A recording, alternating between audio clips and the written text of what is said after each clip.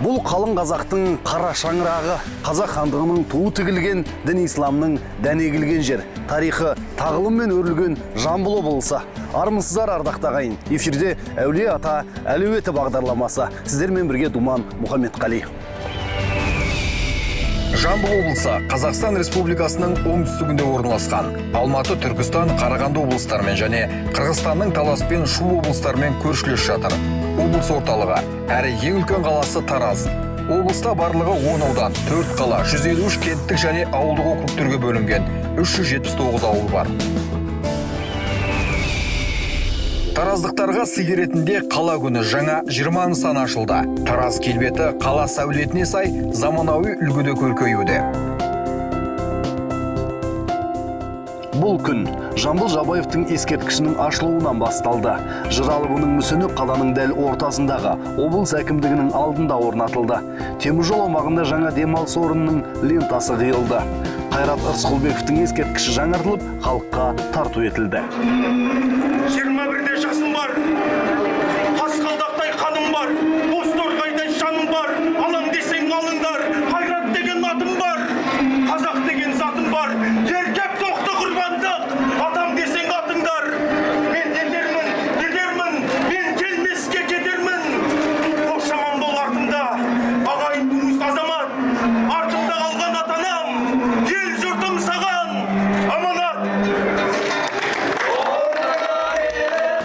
Желтоқсан аллеясында желтоқсан толқыны деп аталатын субұрқақ іске қосылды. Ұзындығы 220 метр болатын субұрқақ қабырғаларына тәуелсіздік символдары, барыс, бүркіт, пырақ мүсіндері орнатылған. Жеңіс саябағында да көп жұмыс жасалған. Демалыс орнын жаңғырту жұмыстарының екінші кезеңі аяқталды. Үшбұлақ каналының арнасы кеңейтіліп, айналасында веложолдар төселген. Канал үстімен өтетін көпір жаңа үлгіде жасалған. Бұл көпірден өткен адам эстетикалық ләззат алады. Суға жіберілген аққулар бұл жердің көркін ашты. Шахристан этномәдени орталығы салынбақ. Ежелгі қаланы сәулеттік тұрғыда көрсетпек. Ол үшін арнайы мамандар даярланып, оюлы қыш кірпіштер шығарылатын зауыт ашылған. Біз өзіміздің мамандарымызды Бұхараға жібердік, Самарқандқа жібердік. Сөйердегі балалардың ұсталарымен бұлардың бәрі біздің мамандар келісіп сөйлесіп келді. Сөйтіп, ақыр аяғында өзімізді осы қышты шығаруға көзіміз жетіп, бүгін таңда Гродиковадан сол қышты шығаратын қазір зауытты біз ашып біттік. Ол завод дайын. Ендігі жерде сол завод мына жерге керек қыштың бәрін біз санадық. Сол завод ертең өзі қазір шығара бастады. Келесі жыл сөйерден аламыз салынатын қыштың бәрін міне. Яғни бұл жердегі ең үлкен мәселе мынау міне. Яғни Қазақстанда міне Құда қаласа мынаны бір іске асатын болса, онда сондай жағы Өзбекстандағыдай дүниелер бізде пайда болады. Сонымен қатар тектұрмас кесенесінен төмен қарай қала үстімен аспалы жол салынады. Ол жолдың бойында тарихи нысандар орналаспақ. Осы арқылы облыс басшылығы туризмді дамытпақ. Сондай-ақ 362 гектар аумақта жаңа Мөлтек ауданда әлеуметтік кәсіби бағыттағы 12 нысан салынады.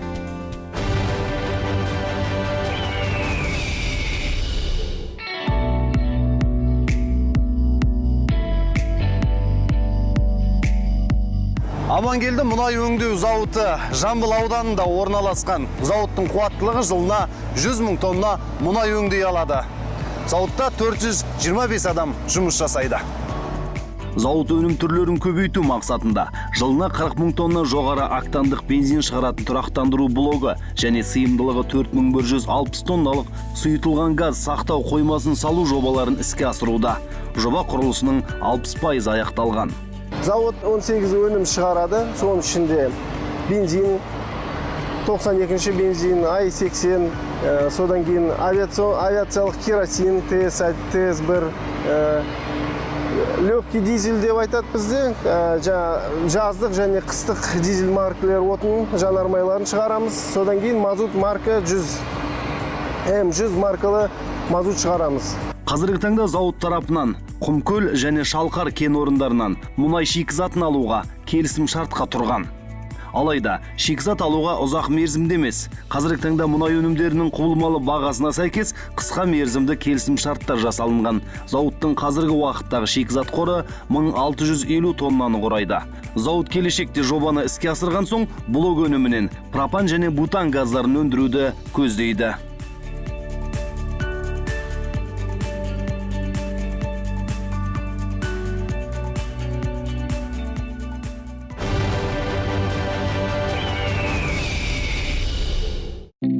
Меркі балық өңдеу зауыты Меркі ауданы Андас Батыр ауылдық округы Гранитогорск ауылында орналасқан. 2017 жылы зауыт жалпы 100 тонна шикізат қабылдап, одан 70 тоннадай дайын өнімді өндіріп, жергілікті нарыққа саудалады. 2018 жылғы жоспар бойынша 700 тонна шикізат қабылдап, 400 тонна дайын өнімді өндіруді жоспарлауда.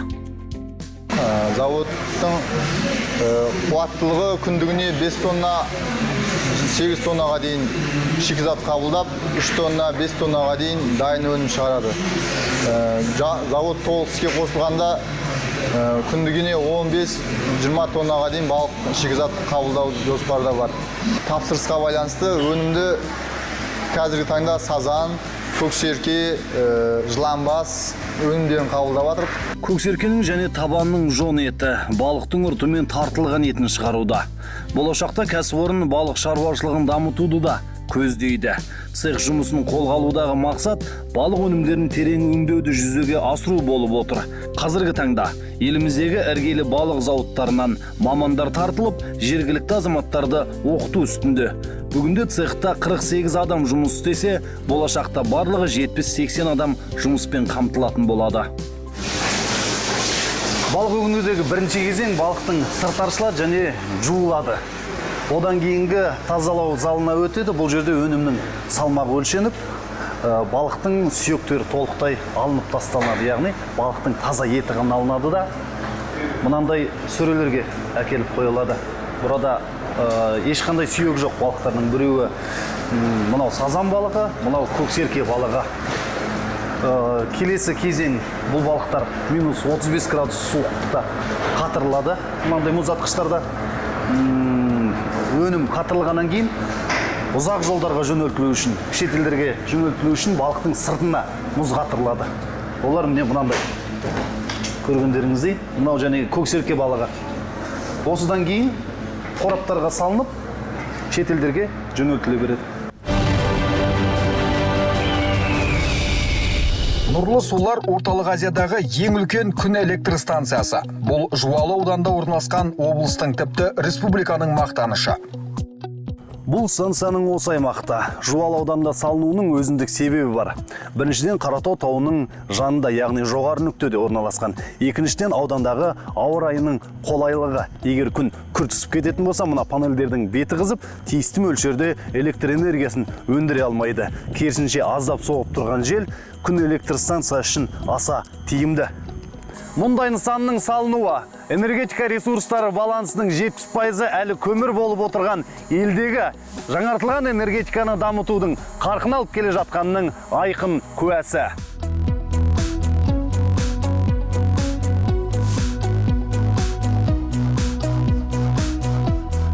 Жуалы аудандағы Нұрлы Солар жауапкершілігі шектеулі серіктестігі күн электр станциясы. Нұрлы Солар станциясының екінші кезеңгі кешенінің құрылысына 22 миллиард 667 миллион теңге қаражат жұмсалған. Оның 7 миллиард 804 миллион теңгесі United Green Самұрық Қазына жауапкершілігі шектеулі серіктестігінің меншікті қаржысы болса, қалған 17 миллиард 580 миллион теңге Еуропа қайта құру және даму банкі мен таза технологиялар қорынан алынған. Это вот солнечные панели, которые составляют здесь общее количество 193 тысячи. Бұл жердегі күн панельдерінің саны 193 мың. Күн энергиясы анау тұрған кіші жәшікке жиналады. Одан кейін инверторлық станцияға келеді. Бұл жерде тұрақты ток айнымалы токқа айналады. Жоғары вольтты желілерге жіберілу үшін. Жоба бойынша инверторлық 16 станция бар. Ток бұл станциялардан трансформаторлық аралық станцияға жіберіледі. Ары қарай жалпы ұлттық кегок желісіне жөнелтіледі. Жуалы аудандағы Алаңқайда орналасқан күн электр станциясының аумағы 150 шаршы шақырым. Қуаттылығы 100 мегаватты құрайтын баламалы қуат көзін өндіру орнын салу жұмыстарына 300 адам тартылған. Нысанда қазіргі уақытта 200 адам жұмыспен қамтылған.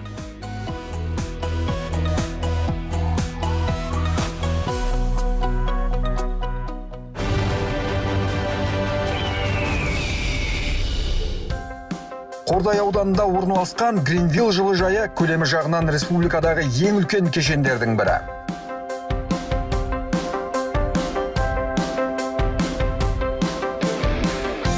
оңтүстік кореялық технологиямен салынған бұл жылыжай Қордай ауданының Масаншы ауылының маңында орналасқан.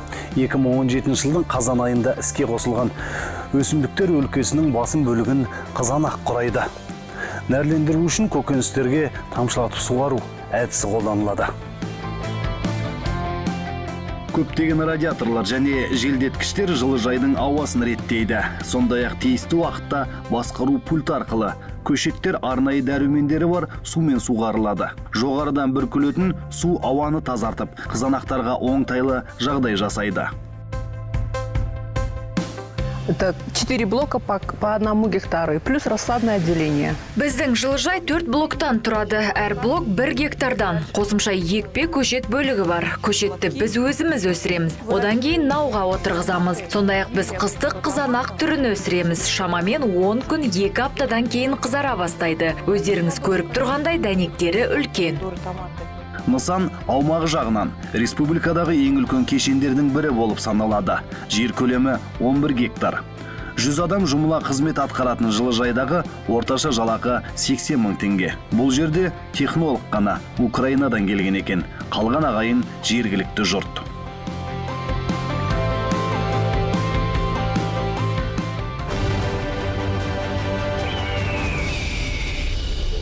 Еврохим минералдық химиялық компаниясына тиесілі Еврохим Қаратау кәсіпорнының Қазақстанда ресми қызметін жүргізе бастағанына биыл 5 жыл толды. Қазақстан Республикасы үкіметі және Еврохим компаниясы арасындағы ынтымақтастықтың тарихы 2012 жылы инвестициялық жоба жөнінде мәмілеге қол қойылған сәттен бастау алады. Дәл осы жылы Еврохим Көкжон кен орнындағы фосфат шоғырының 3 тілімін игеру үшін жер қойнауын пайдалану жөнінде лицензия алған. Қазіргі уақытта Жамбыл облысының аумағында компанияның 3 кәсіпорны қызмет етеді. Еврохим Қаратау солардың ішіндегі көшбасшы кәсіпорын болып табылады. Жалпы инвестиционный жұмыс сол 3 этапқа бөлінеді бізде. 3 этапқа бөлінген үкіметпен дорожный картаға и карта индустриализация дейді, соған кірген болады бұл жоба.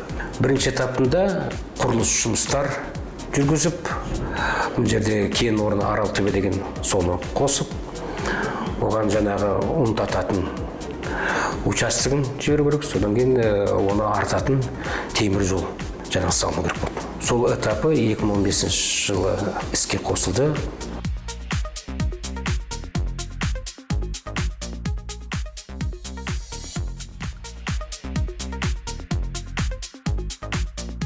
Бүгінгі күні Еврохим Қаратау кәсіпорны жобаның алғашқы кезеңін аяқтап, фосфорит кенін өңдеу және бастапқы қайта өңдеу бойынша жоспарланған қуаттылығына жетті. Бірінші кезеңге құйылған инвестиция көлемі 126 миллион ақш долларын құрап отыр. Екінші кезеңнің 70% жұмысы аяқталып болды. Химиялық зауытты толықтай іске қосу 2021 жылға жоспарланған. 2018 жылдың ақпанында фосфорит ұнтағының миллионыншы тоннасы өндіріліп, тұтынушыларға жеткізілді. Ағымдағы жылдың мамырындағы жағдайға сәйкес, компанияның төлеген салық көлемі шамамен 11 миллиард теңгені құрады. Бұл Еврохим компаниясының Қазақстандағы химия өнеркәсібін дамыту бойынша ауқымды істердің навигаторына айналғандығының дәлелі болса керек.